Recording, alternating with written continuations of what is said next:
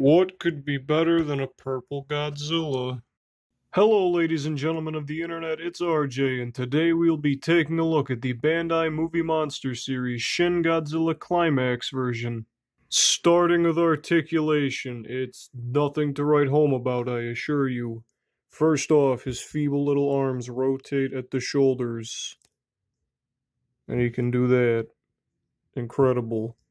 And then finally his thighs rotate. Nothing in his gargantuan tail, even though there are two seams. I would not recommend trying to break the glue seal, especially this one, as I'm going to assume this part of the tail just falls off. This is not part of the review, but every time I try to affix my phone into my tripod, it activates Bixby, and I think if I turn Bixby on one more time, I'm going to fucking end my life where I stand, and this will be the last review I ever make. Moving on to details, Shin is looking like a very dapper young man. Now, as you can see, the main body is this nice charcoal gray color, but he's got some purple spray at the tip of his tail. Here we have the horrific man face with teeth, and it's covered in spines. Porcupine quills on the back of his tail. His toenails are very nicely sprayed, except this one is scuffed, even though this figure is straight out of the factory sealed box.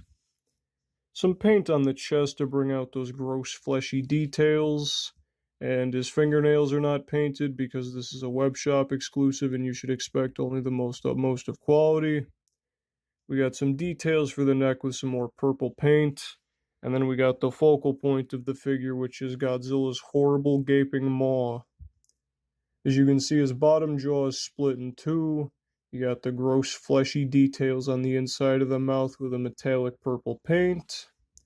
Ivory for the teeth, the membrane on the sides of his face, and then he's got some stark white eyes. For packaging, Shin comes in this gargantuan white box. Here we have Shin's face made out of...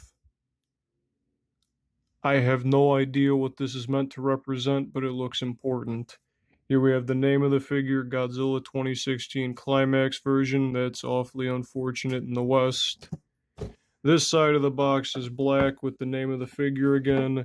And then we have the mug of the figure. And we got a lot of unfortunate sex stuff here. I'm very sorry, ladies and gentlemen. For scaling, as you can see, Shin is a little bit taller than your average movie monster series Godzilla, and this is on account of his gigantic head. Overall, if you're a fan of this design and you collect vinyls, you can't really go wrong with this guy. The paint could be a little bit better, but it could definitely be much worse.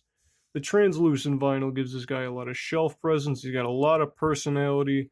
The only issues I can think of aside from the paint are the fact that his tail is massive and he takes up a lot of space. As you can see, he is harassing my co-host. And then finally, the fact that he's a web shop exclusive, so he might not be around forever.